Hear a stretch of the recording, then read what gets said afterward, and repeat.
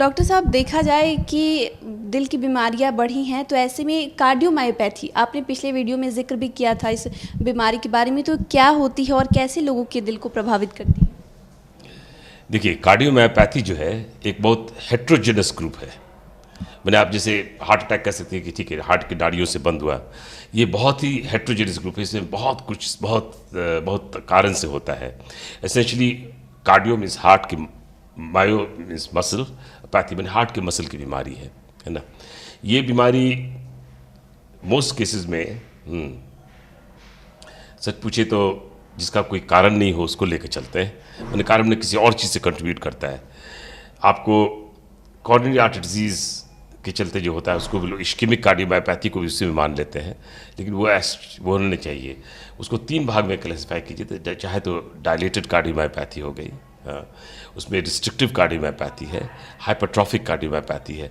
Net result होता है कि हार्ट में डायलिटेशन होता है, थोड़ा हाइपरट्रॉफी होती है, इलेक्ट्रिकल प्रॉब्लम्स होती है, मैकेनिकल एंड इलेक्ट्रिकल प्रॉब्लम होती है।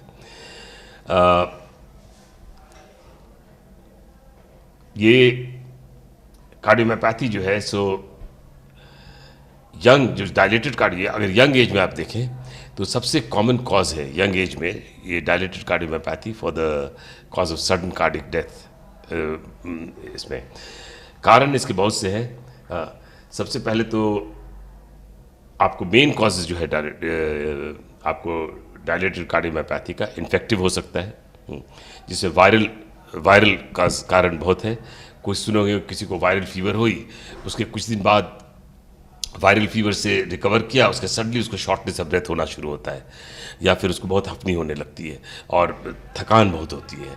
तो आप देखेंगे एक वक्त सडनली हार्ट का उसका एको कराना चाहिए, उसमें उस वक्त बहुत ही जल्दी डॉक्टर से संपर्क करें, बिकॉज वायरल डायलेटेड कार्डियोमायोपैथी का एक बहुत बड़ा कारण है वायरल मायोकार्डाइटिस हो जाती है, जिसमें बहुत तरह की वायरस होती है और कोई नॉर्मल वायरस से भी हो जाता है। दूसरा होता है टॉक्सिक, ये आम जनता के लिए बहुत ज़रूरी। वायरल हुआ, आपको बैक्टीरियल भी होता है, कोई बैक्टीरियल इन्फेक्शन सबके बाद भी आपको मायोकार्डाइटिस हो जाती है। उसके बाद फिर आपको एक कारण हुआ आपको किस तरह का पैरासाइटिक होता है, उससे भी आपको मायोकार्डाइटिस हो जाती है, कार्डियोमायोपैथी होती है।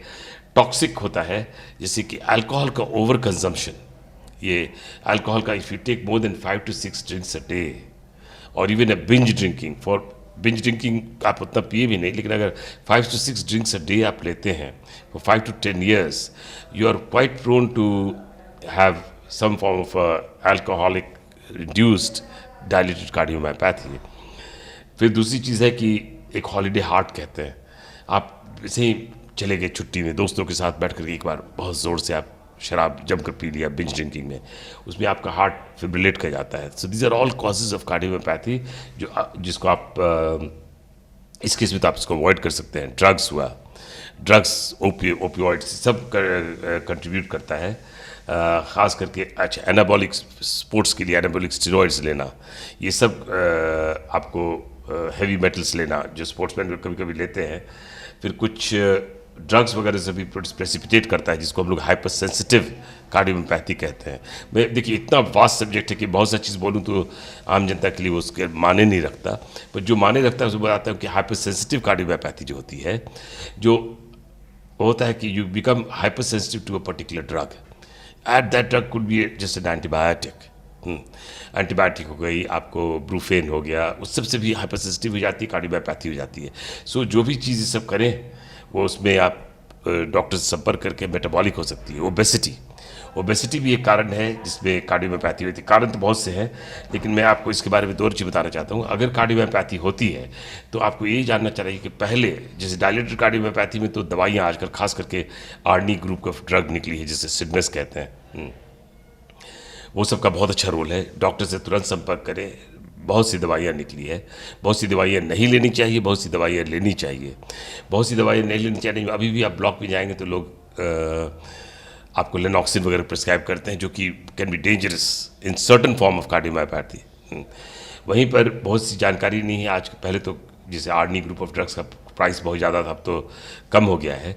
ये सब चीज़ अगर डॉक्टर से संपर्क करने के लेना चाहिए। देन आपको AICD करके एक चीज़ होती है जो कि आपको देखिए इस सब में हार्ट फिब्रिलेट करके, इलेक्ट्रिकल प्रॉब्लम हुआ हार्ट फिब्रिलेट कर जाता है। जो लोग इससे प्रोन होते हैं, कोई खास करके का वो होता है, उसमें हम लोग AICD इम्प्लांट कर देते हैं। एक पेसमेकर की तरह की चीज़ होती है। पेसमेकर साधारणतः लोग सोचते हैं कि लो हार्ट रेट को फास्ट करती है।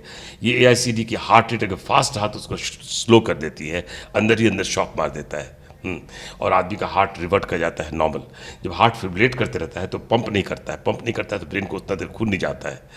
उसी में अंदर वो हार्ट को सेंस कर लेता है। छोटी सी यंत्र होती है, हाँ, वो कोई मेजर ऑपरेशन करके नहीं, बस वो डाल देते हैं, हार्ट को सेंस करते हैं। जो लोग प्रोन है बिकॉज ऑफ कार्डियोपैथी और अंदर शॉक कर देता है।